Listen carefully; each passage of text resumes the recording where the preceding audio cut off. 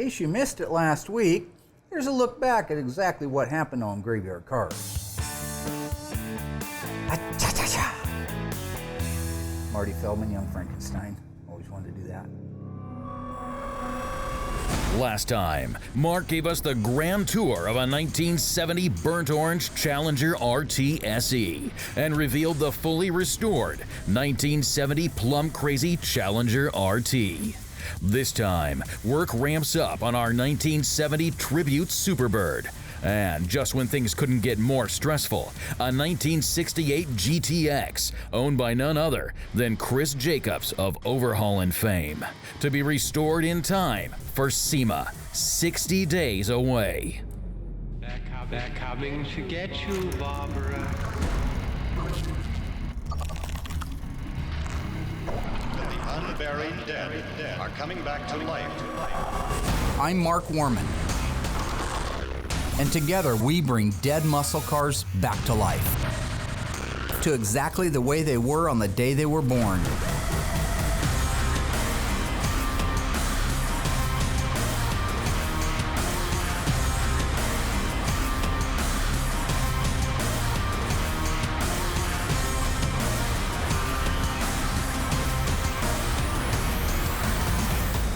This station will remain on the air.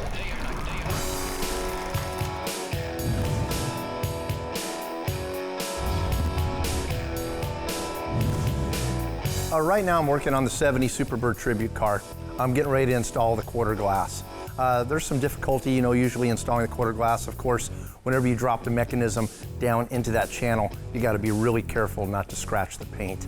I try to put it in with the regulator and the actual pot metal frame for the quarter glass all in one assembly. It makes it a lot easier because a lot of the snap clips that you actually have to install are really tough to get your hands in that really confined area to install those clips. So the more I can build outside the car and still install inside the car without causing any damage, the easier it is for me. So once I get that main part of that assembly in there, then I go ahead and bolt up my regulator, and then I go ahead and set my slides and my rollers and everything in place, and then start making my adjustments. These are actually all original parts that were taken out of a 70 Dodge Cornet, which is really cool. So I was actually able to gut that car and reuse all those existing pieces, recondition them, restore them, and put them into this car. So it's all original equipment, and it was in beautiful condition. Now that I got all the quarter glass installed in the car and all the mechanisms and everything, I'm just about ready for Larry to come down and install the headliner in this car.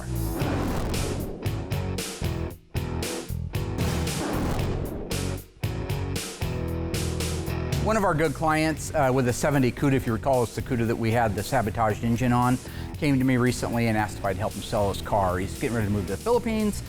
His wife originally is from there, so they're going to relocate there, and there's no reason to have a 70 Cuda there, I guess. So I put it out there, spread the word a little bit with some of the people in the know, and it didn't take long for a client overseas to say, yes, I'll take that car. This will probably be the very first Graveyard Carz overseas. So congratulations to the owner.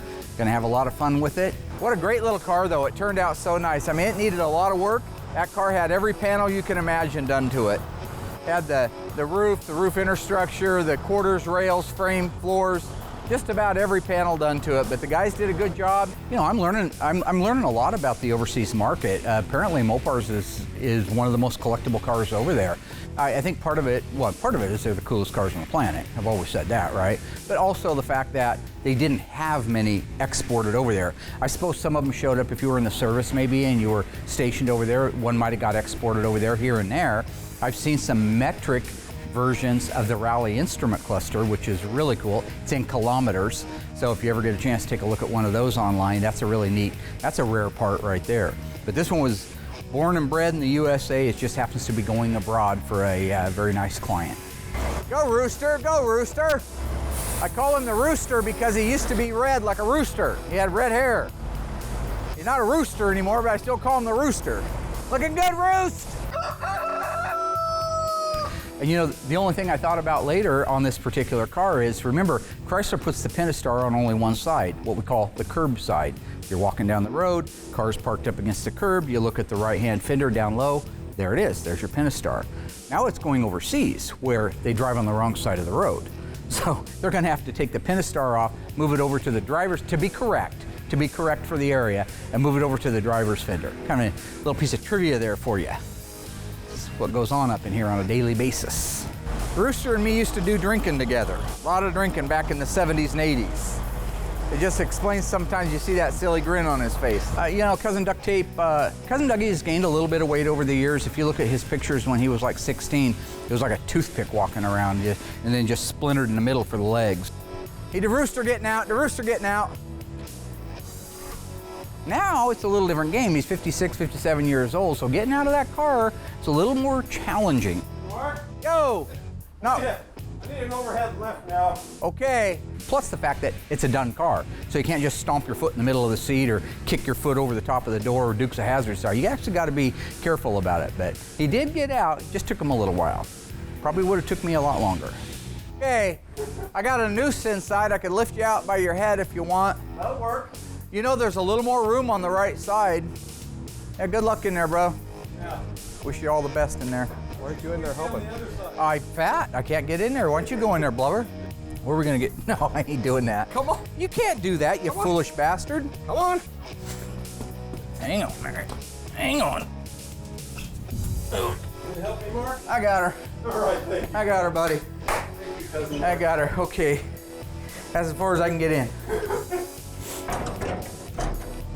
That's it. That's the big one.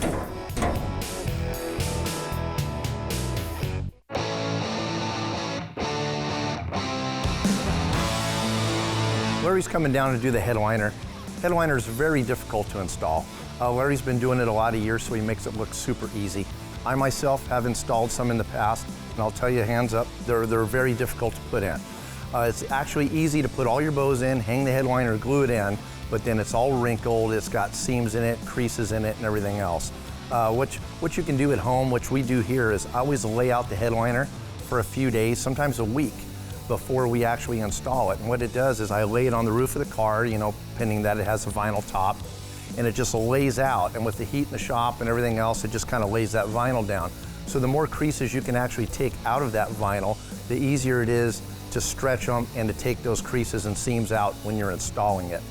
And it's just tedious work. I mean, it comes with installation instructions that basically says, throw your bows in, you know, put all your pad in, throw your bows in, start at the front and work yourself to the back. But I'll tell you, Larry makes it look easy. It's tedious, time consuming, but you can do it at home and do a great job if you're willing to put in the time and the effort. Graveyard Carz is getting to be like a turnstile now, right? One car leaves, one comes in. I'm just saying goodbye to the 70 Cuda. I look up and here comes Reliable Carriers with another car. One to take the place of the one that's going away. I'm excited to work on this car. It's for a friend of mine. I don't usually get to work on friends' vehicles, but this 68 GTX belongs to Chris Jacobs. Mr. Chris Too Tall for his own good Jacobs, like 9 feet tall. Also the host of Overhaulin and Barrett Jackson Auctions, long lost family. It's a pretty big star, you know. We just got Chris's GTX here.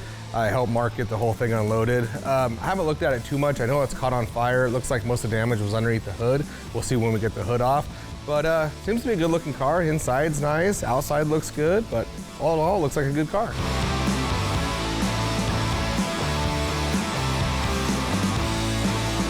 You know, so while it's flattering that so many people say that we perform these miracles, we don't perform miracles. I'm just a guy. There's nothing celestial about me. I'm just a guy living in Springfield, Oregon, who's living out his dream. I put my pants on one leg at a time, just like the rest of the team, and we just happen to be very, very good at what we do. So, no magic here, folks.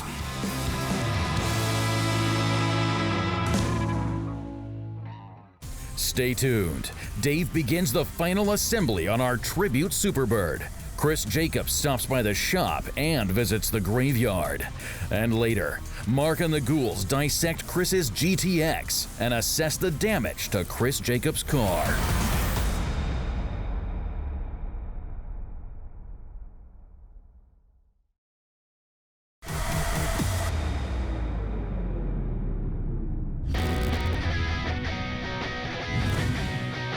Jacobs? Hey, got the there he sunglasses is. on. Of course you do, bro. How you doing, man? Good to see you, man. Yeah, good to see you. How was the flight? It was easy breezy. Chris Chris Jacobs, and I've been with the Discovery and Velocity family for about 14 or 15 years now. I'm up here at Graveyard Carz because Mark, of course, is the Mopar guru, and I want him to do some work on my 68 GTX, and I'm also a big fan of Graveyard Carz, the TV show, so I figured bring him my car. Who better to do it for me? You know, I'd be lying if I didn't say that I was a little bit starstruck and that a little bit surreal having Chris Jacobs out. I mean, he spent so many years on the show with Chip Foose, a talented guy, right? Mopar lover, and like I say, I've met him many times, but when it comes to your abode, you become much more humble.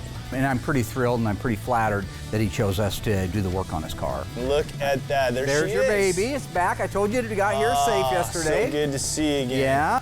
I've had my 68 GTX for about, I'd say probably 17 years. I bought it from one of my best friends. Once I had done overhauling for a few years, you know, I thought that I would like to have a Foose paint job on the GTX. So we brought it down to Mitch Lanzini's shop. Chip put his fade on it, did the graphics.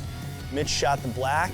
We put it back together, and that's pretty much what you're seeing here. It looks pretty good for the trauma that it's been through recently. Yeah. About a year and a half ago, I unfortunately had an engine fire, and it pretty much destroyed the carbs. It destroyed all the rubber in the engine, all the plastic. Fortunately, the paint was not damaged. It didn't harm the fenders at all. It's the thing I was most concerned of. So yeah, you can see that all the fire damage is mainly contained to the fiberglass hood. Luckily, my detailer was with me the day that the fire happened, and he was standing there with a 100-gallon compressed water tank and just completely put the fire out. That's all the white, crusty stuff? I guess. Well, and then we also hit it with a ton of extinguishers, too. Okay. So, yeah, I mean, well, that could have been a lot worse, because really, I mean, I see rubber that's not even melted. Yeah, the carbs are fried, you know, the overflow bottle's fried. Looks like the radiator hose is definitely damaged, but... You know, it's actually very fortunate there's not going to be a lot of body and paint work. I mean, really, it was kind of compartmentalized to under the hood. It damaged the hood, but we're going to be changing that out anyway. So yeah, it could have been a lot worse, but the overall, not very much body and paint. I turned lemons into lemonade, and I said, all right. It's what we do as we car can guys. Either spend a lot of time and money and effort trying to rebuild this tired old 440. Which isn't the numbers. Which it's not numbers matching. This came out of a 70 New Yorker. Okay, so it's not even an HP block. Not exactly. There's no loss There's here. no there's no qualms about pulling that thing out and starting fresh. And then when I saw your Cuda at SEMA last year, and that beautiful conversion, 392 conversion that you did, that immediately, almost immediately popped into my mind. Like, that's what this car for it, right? deserves. Exactly. It needs to come out to be detailed anyway and painted and stuff like that. And I know you got some tricks you're going to do, but I think that's a great. I'm in love with that. That car runs and drives beautiful. It's nimble. It's lightweight. It actually weighs 500 pounds less with a 392 Hemi in it than it did with a 440 in it. That's awesome. So Mark, I know that one of the things we kind of touched on when we talked on the phone was what we were going to do with the hood, if we wanted to go with a fiberglass liftoff hood again or go back to a more traditional hinged hood. When I originally talked to Chris, I told him I wasn't a fan of the 6-pack hood on a 68, couldn't even come on it, and it shouldn't have come on a 69 unless it was a 69.5 812 car. So I said, listen, I'm willing to do some things. We'll get together with Mopar, we'll get the 392, we'll do all that trick stuff, but I need that car to look a little bit more like an original 1968 GTX. Well, you know me, right? So you want to go traditional, of course. Yeah. And I think that would be great too, especially because if the car is going to be displayed at SEMA in the Mopar booth, you know, we don't want to have to continually lift the hood off and put it back down. For lack of many other reasons, I agree with that completely. So for practicality, you're going to have people wanting to see in there all the time. Yeah. And he had no problem with that. He has no objection, which is a good thing for me, because frankly, I'm not sure I would have wanted to put the 6-pack hood back on it. In the time frame we got to get this thing ready. Right. Certainly the main thing is the drivetrain and make sure it's a good solid car for you. We got a ton of things going on around Graveyard Carz, but the fact is when Chris came and said what the actual end goal for the car was, that it was for such a great cause, I mean, it's what we do. We should pay it forward. What my plan for the GTX is at the Barrett-Jackson Scottsdale 2019 auction. This car is going to roll across the auction block with the proceeds going to the Special Operations Warrior Foundation. Oh, brilliant. Yeah. And they ensure that the families of fallen warriors are taken care of, that their kids go to school. So I think it's gonna have a very happy ending. I love it. When you guys are done with this car. So the plan is, once we do the paint work under the hood, so all the body work, the welding up, the replacement of the apron, all that stuff's done, we finish it off with a base coat, clear coat black, because the car's black. Then with that clean canvas, so to speak, Chris is gonna have his friend Mike, the airbrush artist, I think he was even on some of the Overhaulin shows, come up and do some really cool homage type painting to the car. So that's gonna be neat to meet him. I have heard a lot about him, so it'll be fortunate for me because I actually have my little dead wagon, the 64 Dodge A100, that I'm gonna want some really cool airbrush work on, so might be able to network a little bit there. I gotta tell you, Mark, I'm a fan of the show, obviously, so it's really cool to be here in the Graveyard Carz garage, but I'm a junkyard junkie, so what I really wanna see is the graveyard outside. You wanna see the real live graveyard. Well, I'm gonna tell you right now, there's over 100 of them out there. Wing cars, hemi cars, 6-pack cars. You sure you wanna go out there? I'm positive. You got your wallet? No. It's not a requirement, but I'll bring a pin and an IOU. Just put it on my bill. Let's do it, let's go. In 1970, when the Plymouth Barracuda and the Dodge Challenger came out, they both featured flush-mounted side marker lights, very cool option. They got rid of the flush mount and went to a surface mount in later years. What was the last year for the flush side marker lamp? Was it 1971, 1972, 1974? The answer coming up right after the break.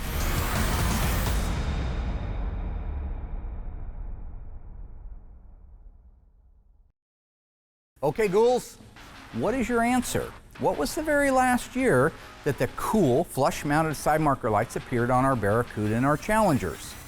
If you guessed, hopefully it wasn't a guess and you knew, 1971, well, you're right. 72, they went to a surface-mounted side marker, a hideous-looking thing, horrible. It sticks off the panel, it didn't look like it belonged there, but the thing for Chrysler was they now could take that same side marker light and use it on the Challenger and the Barracuda, save some production costs, I would assume. The problem is, those cars after 71 began going downhill in styling cues, and that was just one of many changes they made that I definitely don't feel was for the best.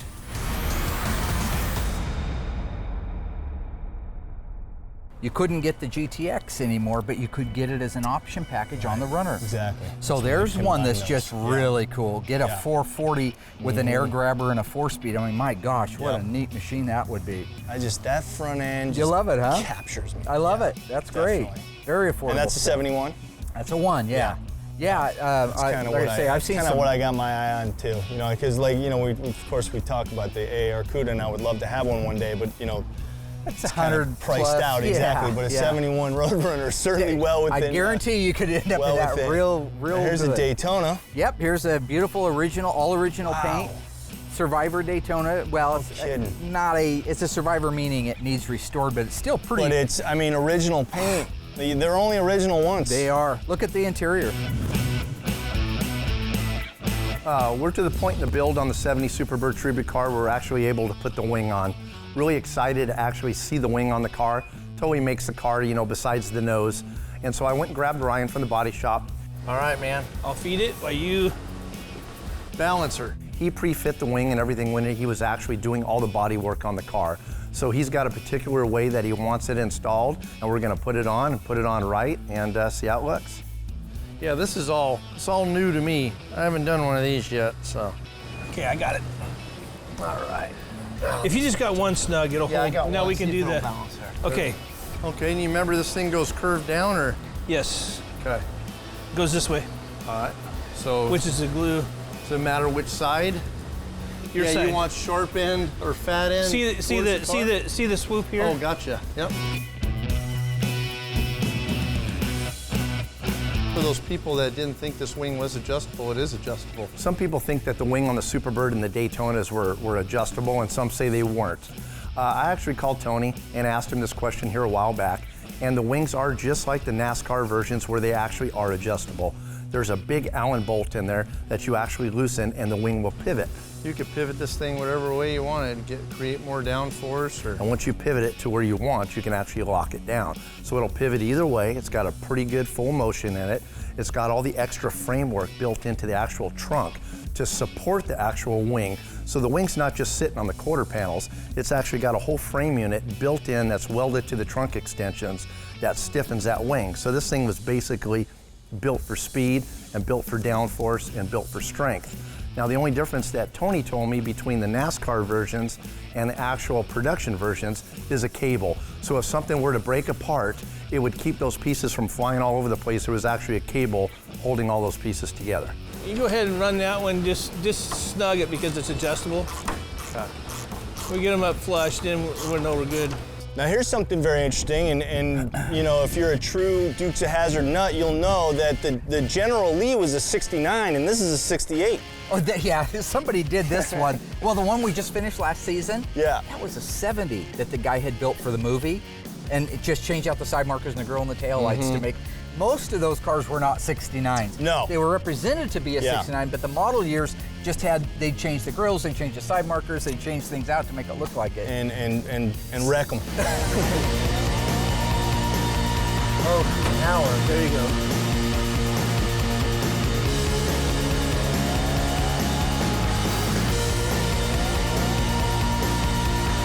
Man, well, I can't tell you how cool it is to be out here and check this out. I'm glad in you had person. a chance to really, get up here really cool. and do it. It's fun to have you here. I know you get to see a lot of shops and a lot of cool stuff, so. TV Mark is a little bit different from personal Mark, but not that much different. So, you know, we kind of had an instant connection because we both kind of play goofballs on TV. But we're both, you know, serious car people at heart. Mark more so than I am, and we both love Mopars. So it was, you know, we had that connection. Speaking of the devil, here he is right here. What's up, dog? Sorry, you doing your interview, man? Good to see you, dude. What's up, bro?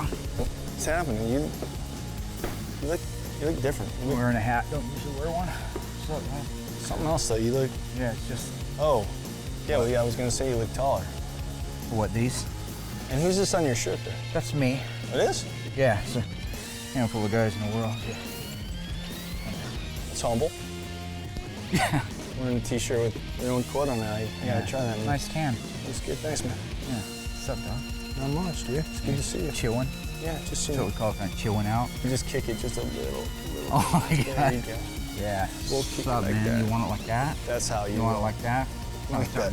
Hey, you just. That's stepped how on we my- do it. You just stepped on my toe. Dude. I'm That's sorry, man. Really That's not cool. Well, they're Yeah. kind of. And is that like a wrap thing, leaving the sticker on the bill there? Is that's a move too? Disrespectful. Yeah. Have fun in California.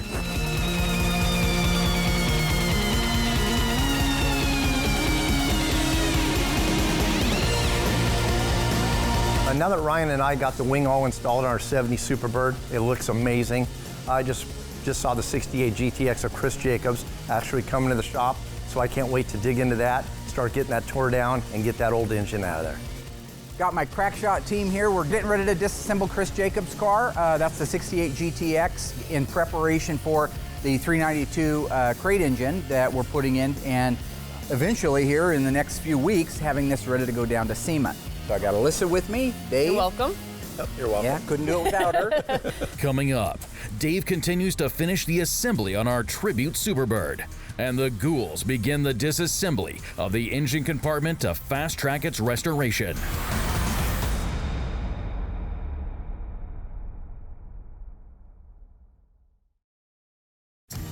So for me, if I take a 1970 Cuda just real quickly here, and let's compare it to a 1970 Dodge Challenger. Now up on the dash, you'll see the word Challenger written in script on the Challenger cars, regardless of what engine or transmission, whether it's a Hemi car or a 6-cylinder, it'll say Challenger up there.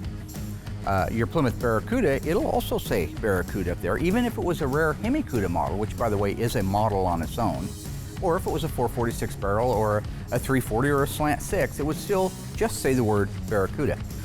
The changes begin to happen between the two cars when you start talking about the overall footprint of it. So the Plymouth Barracuda, for example, again, we're talking 70 to 74, is a 102-inch wheelbase. The Challenger, which setting next to it look very similar, is actually a 104-inch wheelbase. Now where they get that wheelbase difference is in the rear stepwell. If you were sitting in the back seat of the car and your feet were on the ground, those two pans in there are called the stepwells. The Challenger is actually 2 inches longer than the Barracuda, and that's what gives it the extra 2 inches of wheelbase. So besides the fact that the Challenger is 2 inches longer in wheelbase, the exterior of the car, the styling cues on it, the Challenger I think is more of an executive, more of a rich look to it, because one reason it has the hip line or the style line down the side that's so pronounced. It kind of breaks the top and the bottom of the car up, whereas on the Cuda it's more of a slab side. That's what we called it as kids. It's really flat looking, and that flat, sleek design to me makes it look like it's moving when it's just sitting still. Now both cars in 70 and 71 have the flat, recessed looking side marker lights, whether it's the chrome one on the Challenger or whether it's the elongated painted one on the Barracuda. Again, that's a great styling cue for both cars. Unfortunately, they lost that in 72 and went to a surface-mounted side marker light. Compare the taillights on a 70 Challenger. Again, more of a rich kind of highbrow, if you will, look to them. They're very long, they're sleek, they go from side to side, they have the cool reverse light right in the middle. But again, doesn't really scream muscle to me. Go to the Cuda's taillights, unbelievable. If you look at them from the side, if you look at a profile shot, the panel actually looks like it's leaning forward at the top. That whole rake look to the rear body panel and the taillights make it look like it's moving down the freeway when it's sitting still. So go to the grille and the front work on a Challenger and a Cuda. Now they both have the standard power bulge hood. Even though at a glance they look similar, they're very different when you look at them up close. The Challenger has a recessed aluminum grille that's been anodized. The Cuda uses a plastic grille, always has, all the years. Check out the front park lights on a 1970 Cuda. They set up very high. I don't know, I can't articulate the correct words for it other than to say it looks mean and it looks sleek and it looks like it's moving 100 miles an hour when it's parked in the middle of a lot. The grille, the headlights, the park lights, the tail lights, look at the sides of the car, compare the rest of those features and put the two cars side by side, and I think you'll agree that the Cuda definitely looks like more of a version of a muscle car than the Dodge Challenger. So far, our 340 Cuda has been shipped overseas, and Chris Jacobs' 1968 GTX arrived, needing a new engine due to a fire. With a goal to auction to a charity, Mark and the Ghouls fast-track its restoration to get it down in time for SEMA, only 60 days away. The first step is to remove the engine and restore its compartment. We're ready right now to drop the drivetrain out of it, not the rear end. We're going to run the original rear end. Once we get that out, then Ron from Magnum Force is going to come up, and we're going to start mocking in the 392 Hemi and the K-frame and all that Magnum Force stuff. So let's rock it out. Rock it down to Electric Avenue, then we'll take it higher. No, it's just another day. I mean, I love working with my dad so much, so like always, it's going to be a lot of fun. I love Chris Jacobs' 68 GTX, really cool car. Of course, Chip Foose paint job. I'm a big fan of Overhaulin. I actually loved watching the show and seeing that car. I mean, it actually looks like it's going 90 miles an hour sitting still. Really a cool paint job. It's got the Foose fade on it and everything else. So it's really neat to see that. And of course, Chris Jacobs, awesome guy, you know, big Mopar fan. You know, it's so great having him in the shop and sharing car stories with him and stuff. So it's really super cool to have his car in here. I can't wait to dig into it. Did you want to do the shock nuts now, or you want to do them before we raise it up? Yeah, just because we're here? I got it on that electric ratchet on there. Should be a 9/16. It's kind of the opposite that we usually do in here. Yeah. Yeah, I got Alyssa, take the nuts off the shocks. What are you doing? I got most of that. I could probably blow these wheels off here. No, I was swear just to explaining God. to the audience Not what a today. shock is. No, you weren't. Okay, you see this doohickey here? Yeah, I see that doohickey. Take that doohickey nut off of there. These awesome Foose wheels here, huh? They're kind of neat though. Oh no, they're totally cool. On them. I love that. I love 5 spokes anyway. That looks. They're just nostalgic looking. You know? Oh, he's already got bare brakes on it. Big yeah. brakes. See what's cool is he's got factory spindles, so those will go right on Ron's. On the Magnum Force stuff. Exactly. Well, that'll make an easy task. Yeah, that'll out of make that, it nice, won't so it? we can utilize his brakes and everything. So yeah, it's gonna be so cool being in SEMA with his car. That is going to be really cool. Having Chris Jacobs present it too. That's awesome. Really cool, huh? Really cool, Well, because Overhaulin was my favorite car show. I know. So the fact that this car came from there, that's How awesome. cool is that? I know. You want to take off that top one on the line that's got the spring on it? Yep. Okay, but You got to kind of feed it in there. got it. Looking good. Get out of here. I'm just No. I'm walking here. You want to finish? What are you doing? No, you're doing fine. You're doing fine. You're learning how to do a brake wind. Is it broke loose already? So all you got to do is get it to a point where you can do it by hand. Hey-o. See, there you go. Now, flizzum plasm. Flizzoo. Beautiful. Pull it up out. There you go. Okay. Looking good. Alyssa learning how to R&I some stuff on a car. Fake affirmation. Hi, cheers. Might as well make myself comfortable if I'm going to be watching the whole time. Let's see how annoying I can be. Yeah, where are you going? Alyssa, are you okay on the chair? Yeah. Okay, following you. Come up. A little more. A little more. Right there. Okay. So K-member bolts and we're done? And we're done. You got your impact? Yep. Oh, great. Seems tight. All right, what we're gonna do is just kind of watch everything and see how it goes, you know? Yep, it should. All right, hold up. By the way, did you dookie? No, that was fun. It's probably your upper lip. Okay, straight down. Now that we have the drivetrain on the ground, once we get a couple pieces off under the hood, we'll be able to send it down to the body shop. There's a patch that needs to go in the left apron. There's a few holes that need to be welded up. It needs to be stripped down to the bare metal, primered, painted in some kind of a base so that his flame guy can come up and start working on his realistic flames.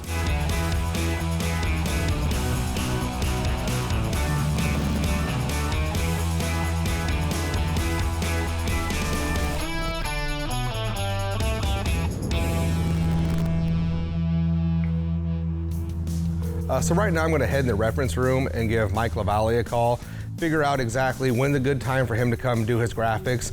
Also, how does he want it prepped? We don't do a lot of that here, so it's good to hear from him how he wants the car set up, so when he comes in, he can just go right to work. Hello, this is Mike. Hey Mike, this is Will down here at Graveyard Carz. Hey, what's going on, Mike? Working away, how are you? Good, same thing. Have you talked with Chris about his GTX? No, he messaged me and said he was going to get a hold of me this weekend and never did. Okay. Do you know how you want it prepped out? Or you want... Yeah, I mean, if you're going to, you know what color it's going to be? Black? I have no clue. The car is at two-tone, and then the engine compartment originally was silver. Okay. So, I mean, I can make it black, or... No, whatever silver works fine, too. He's going to do a big Phoenix, kind of on fire, you know, kind of like the rebirth of his car. So, you know, it makes sense. Mike's a great artist, so I'm really excited for him to get down here and get to work on it. Cool, so then I'll just double check with Chris that he wants it to go silver, and then we'll go ahead and get the whole thing painted and then wet sand it out, and then that way you can just come in and go to work.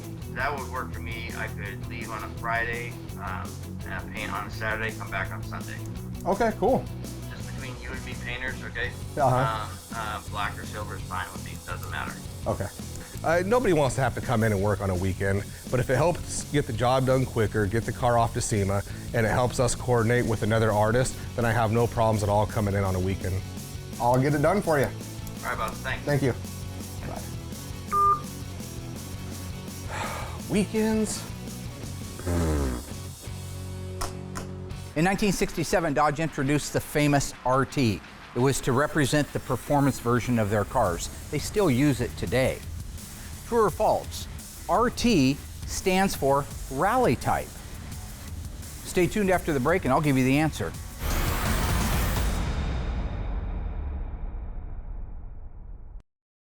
So what did the RT stand for on the Dodge products? Was it rally type? If you answered false, you're correct. The RT actually stood for road and track. Kind of a cool little bit of information. Now, if you did say rally type, I would have to say you can no longer watch my television show because that is a model of a Chevrolet Camaro. And we don't talk about Chevrolet Camaros here at Graveyard Carz. So just cut on that and make it look like I'm cool.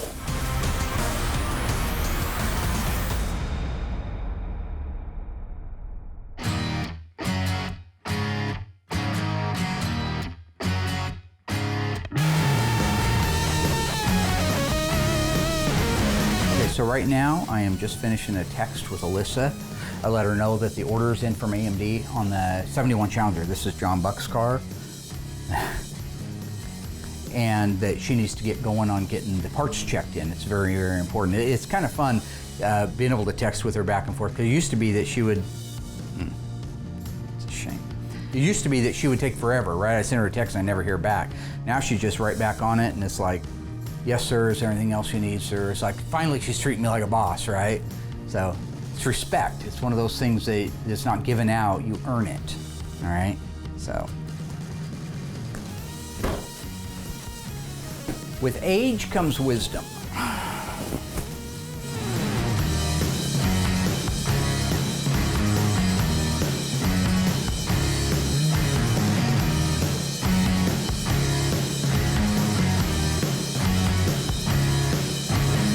I had Will come over to kind of look at the engine compartment to see what else he needed to remove from there, because some of the stuff I'd like to leave, because the less stuff I got to take off, the better. But he wants me to go ahead and remove the master cylinder, the wiper motor, and the proportioning valve and the lines and everything. So there he's got a little bit more room to work. Okay, so this I want to pop out of here like so. This will take it all off in one unit, which should be great. But I was actually taking the parts off, I noticed just excessive holes and everything in the firewall. So whoever had this car probably had a custom electronic ignition, maybe an alarm system, all these things. So in the aprons and in the firewalls, there are just tons of holes. So I'm gonna go ahead and go through there and mark all those and get George to weld all those up for me. So now I just work on getting this wiper motor out of here. Taking them out's the easy part. It's putting the dang thing back in. So you can always tell that thing's got the nice factory nut on there because they're always anodized red. So that's kind of cool.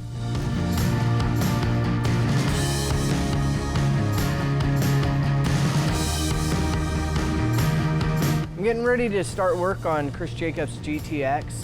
When they pulled the engine out, on the inner fender, there was a nasty patch in there. So I'm gonna pull the whole entire inner fender out and put a brand new one in.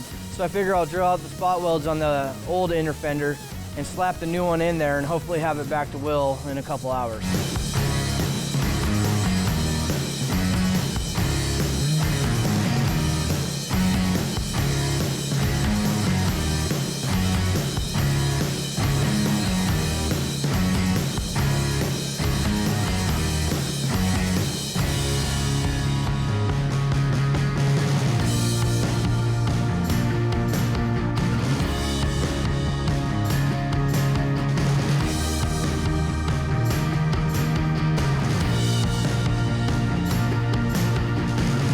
Once we got the drivetrain out of it, we got it over there, started to strip out the paint, and actually, look at the damage.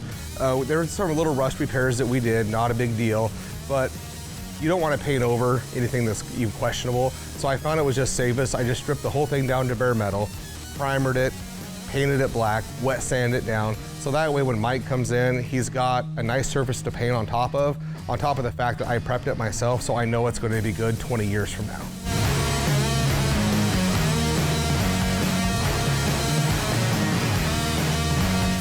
I don't need to have Mark come out and inspect this. It's pretty cut and dry what needs to be done.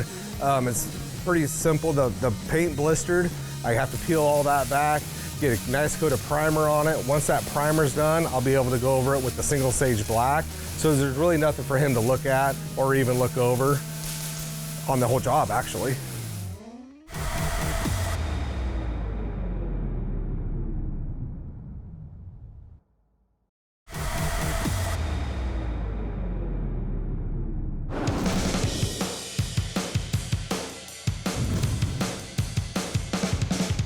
All right, working on our dash on our 1970 Superbird Tribute car.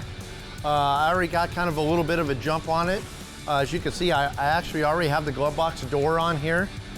I'm gonna go ahead and start working on my dash vents up here. We were so fortunate that this dash was in such amazing condition that we didn't even have to send it off to Instrument Specialties. We were able to get a few parts that we needed and get it all repainted, get it all put back together ourselves. Now that I got all the dash all built out, all the cables installed, the wiring's all ready to go, I'm gonna go in the body shop, grab George McGeorge, and give me a hand putting it in.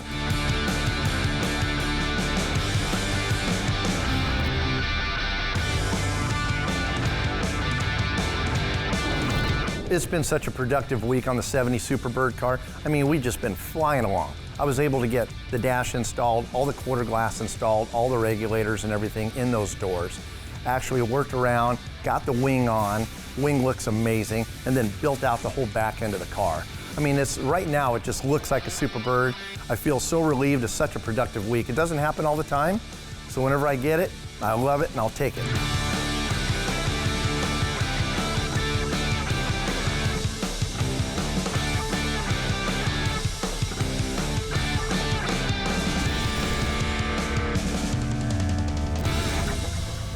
Well, we had a great week at Graveyard Carz, I would say. Another stellar week.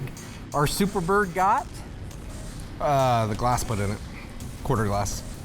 and some other stuff. I got the wing put on it. Wing, dash, I don't know. Dash got put in It's it. not my Dave department. finished building out the dash and got it installed. He doesn't even look and see what goes on around here. All you care is about your little world. Yeah.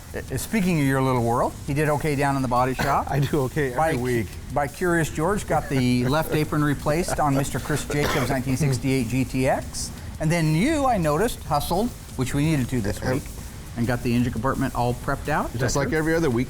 Yeah, just another day in the neighborhood, right? Yes. Let's talk more about that Superbird. Gonna be a cool car? It'll be a very cool car. You darn right it is. It's coming together nicely. Got the bumpers on it, glass in it. Things are. We did a lot of pre-fitting on that car, so. There was a lot of pre-fitting, and a lot of it had to do with the modifications we had to make for the spoiler and for the front, for the nose cone. But Ryan, who's not with us any longer, such a phenomenal body man. Yep. I'm really glad that he was there along that. I got to give him props because it was really a phenomenal job. It's a lot of work. Absolutely. Yeah. We also happened to get a lot of work done in our 1968 Plymouth GTX belonging to one Jacobs. Chris, too tall for his own good Jacobs. He's not even that tall. He's pretty damn tall. Yeah, it's freaky stuff. Well, I guess when you're 5'8", everybody's tall. Yeah, what are you? I would like love 5'9". Oh yeah, that's all the difference. 1 inch. I bet it is. But around your house, See, I bet start it is. all over. Yeah, why don't you start over? So with Jacob's car moving along quickly, some of that stress is releasing a little bit. We're not quite as under the gun as we were, but we still got a handful of stuff. I mean, besides the 35 cars we have in progress. Right. My little dad wagon, John Buck's Hellcat. You know, is there anything else we could possibly add to this list? Oh, I'm sure there's more. My cousin Vinny. We still got like 50 more cars on top Remember of the that. scene in that? Yeah.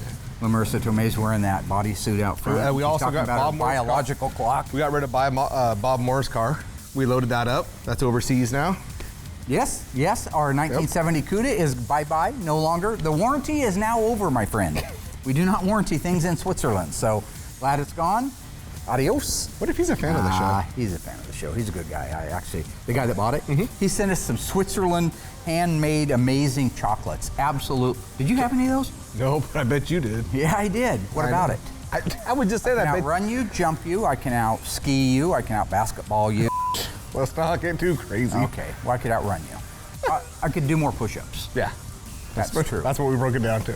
So now we're ready to move on to the next stage, which is getting the engine compartment painted on Chris Jacobs' car so that his buddy, is it Mike? Mike Lavelle's going to come out and do some... Lavalli, sorry. I apologize. I may have said it wrong before. That's okay. Mr. Lavalli is going to come out and do some beautiful airbrush work underneath the hood. Yep. Then we can put our 392 Mopar crate engine in there. We're building a 727 torque flight for it, by the way. Yeah, tech stuff. Anyways. Kind of lost him on that. It'll all bolt right back in there. Yeah, It'll be good to go. You had me at chocolate. Producer, can you use any of this? Cut.